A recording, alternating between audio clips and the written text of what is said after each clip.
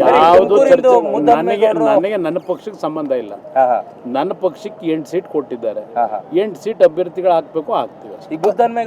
ಯಾರು ನನಗೆ ಅದು ಸಂಬಂಧ ಇಲ್ಲ. ಅದು ಕಾಂಗ್ರೆಸ್ ನಾಯಕರುಗಳು ಸೇರಿದಂಥ ವಿಷಯಗಳು. ಕಾಂಗ್ರೆಸ್ನವ್ರನ್ನ ಕೇಳಿ.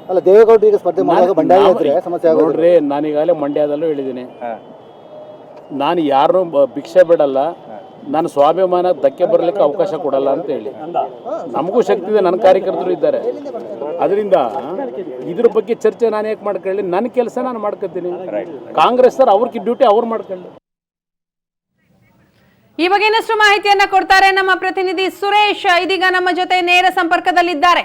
ಎಸ್ ಸುರೇಶ್, ಈಗ ಮತ್ತೊಂದು ಸಾರಿ ಕಾಂಗ್ರೆಸ್ ಅತೃಪ್ತರ ವಿರುದ್ಧ ಮುಖ್ಯಮಂತ್ರಿಗಳು ತಮ್ಮ ಆಕ್ರೋಶವನ್ನ, ಸಿಡಿಮಿಡಿಯನ್ನ ವ್ಯಕ್ತಪಡಿಸ್ತಾ ಇರುವಂತದ್ದು.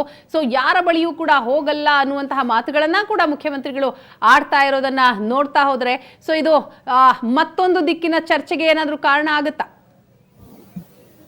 ಎಸ್ ವೀಣಾ, ಕಾಂಗ್ರೆಸ್ ಮತ್ತೆ ಜೆಡಿಎಸ್ ನಡುವೆ ಸೀಟು ಹೊಂದಾಣಿಕೆ ಆದ ನಂತರ ಕಾಂಗ್ರೆಸ್ನವರು ಮೈತ್ರಿ ಧರ್ಮವನ್ನ ಪಾಲನೆ ಮಾಡ್ತಿಲ್ಲ ಅನ್ನೋಂತ ಒಂದು ಉದ್ದೇಶ ಸಿಎಂ ಕುಮಾರಸ್ವಾಮಿ ಅವರ ಈ ಮಾತುಗಳು ಅಂತ ನೇರವಾಗಿ ಹೇಳ್ಬಹುದು. ಯಾಕೆ ಅಂತಂದ್ರೆ ಈಗಾಗಲೇ ಮಂಡ್ಯದಲ್ಲಿ ಸುಮಲತಾ ಬೆನ್ನಿಗೆ ಹಲವಾರು ಜನ ಕಾಂಗ್ರೆಸ್ ನಾಯಕರು ನಿಂತಿದ್ದಾರೆ ಅನ್ನುವಂಥದ್ದು ಕುಮಾರಸ್ವಾಮಿ ಅವರ ಒಂದು ಅಸಮಾಧಾನಕ್ಕೆ ಕಾರಣ ಆಗಿರುವಂತದ್ದು.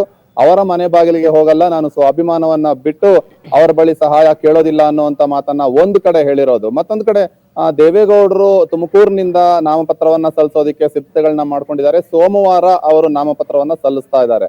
ಯಾವಾಗ ದೇವೇಗೌಡರು ಈ ಒಂದು ವಿಚಾರವನ್ನ ಪ್ರಕಟ ಮಾಡಿದ್ರು, ಅದರ ಬೆನ್ನಲ್ಲೇ ಕಾಂಗ್ರೆಸ್ನಿಂದ ಮುದ್ದಹನುಮೇಗೌಡರು ಕಾಂಗ್ರೆಸ್ ಬಂಡಾಯ ಅಭ್ಯರ್ಥಿಯಾಗಿ ಸ್ಪರ್ಧೆ ಮಾಡೋದಕ್ಕೆ ಸಿದ್ಧತೆಗಳನ್ನ ಮಾಡ್ಕೊಳ್ತಾ ಇರುವಂತದ್ದು. ಇದೂ ಸಹ ಜೆಡಿಎಸ್ ನ ನಿದ್ದೆಗೆಡಿಸಿದೆ ಅಂತಾನೆ ಹೇಳ್ಬೋದು. ಹಾಗಾಗಿ ಇಂಥ ವಿಚಾರಗಳನ್ನ ಕಾಂಗ್ರೆಸ್ನ ನಾಯಕರು ನೋಡ್ಕೊಳ್ಬೇಕು ಅನ್ನೋ ರೀತಿಯಲ್ಲಿ ಪರೋಕ್ಷವಾಗಿ ಕುಮಾರಸ್ವಾಮಿ ಅವರು ಕಾಂಗ್ರೆಸ್ ಮೈತ್ರಿ ಧರ್ಮವನ್ನ ಪಾಲಿಸ್ತಾ ಇಲ್ಲ ಅನ್ನುವಂತ ಮಾತನ್ನ ಹೇಳಿರುವಂತದ್ದು. ಮತ್ತೊಂದು ಮಾತು ಅವರು ಹೇಳಿದ್ದನ್ನ ನಾವು ಗಮನಿಸಬಹುದು.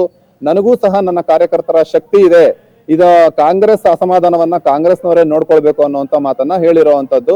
ಪರೋಕ್ಷವಾಗಿ ಕಾಂಗ್ರೆಸ್ ನಾಯಕರ ವಿರುದ್ಧ ಒಂದು ಅಸಮಾಧಾನವನ್ನ ವ್ಯಕ್ತಪಡಿಸಿರುವಂತದ್ದು. ಹಾಗಾಗಿ ಮಂಡ್ಯ ಇರಬಹುದು, ಮತ್ತೊಂದ್ ಕಡೆ ತುಮಕೂರು ಇರಬಹುದು, ಅದರ ಜೊತೆಯಲ್ಲಿಯೇ ಹಾಸನದಲ್ಲೂ ಸಹ ಪ್ರಜ್ವಲ್ಗೆ ಎದುರಾಳಿಯಾಗಿ ಎ ಮಂಜು ಕಣಕ್ಕಿಳಿದಿರುವಂತದ್ದು ಸಹ ಇದೀಗ ಜೆಡಿಎಸ್ ನಿದ್ದೆಗೆಡಿಸಿದೆ ಅಂತಾನೆ ಹೇಳ್ಬಹುದು. ಈ ಎಲ್ಲವನ್ನ ಮನಸ್ಸಿನಲ್ಲಿ ಇಟ್ಕೊಂಡು ಕುಮಾರಸ್ವಾಮಿ ಅವರು ಕಾಂಗ್ರೆಸ್ ನಾಯಕರು ಮೈತ್ರಿ ಧರ್ಮವನ್ನ ಪಾಲಿಸ್ತಾ ಇಲ್ಲ ಅನ್ನುವಂತ ವಿಚಾರವನ್ನ ಪರೋಕ್ಷವಾಗಿ ವ್ಯಕ್ತಪಡಿಸ್ತಾ ಇರುವಂತದ್ದು. ವೀಣಾ, ಥ್ಯಾಂಕ್ ಯು ಸುರೇಶ್, ತಮ್ಮ ಮಾಹಿತಿಗಾಗಿ.